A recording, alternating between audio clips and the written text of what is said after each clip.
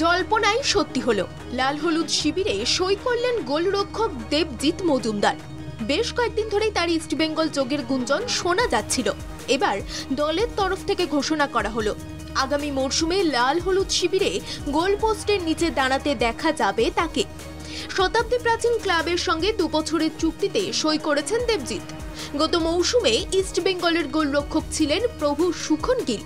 বিকল্প গোলকিপার হিসেবে জায়গা করে নিয়েছিলেন কমলজিৎ।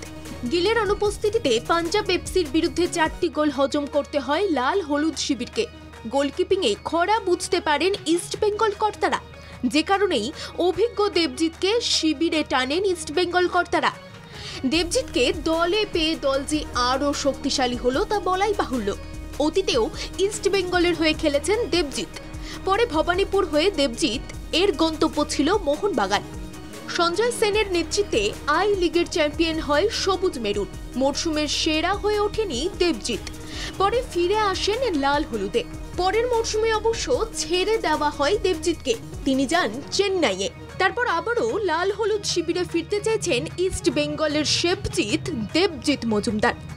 26 বছর বয়সী বঙ্গতনয় এর আগে নর্থ ইস্ট ইউনাইটেডের হয়ে খেলেছেন।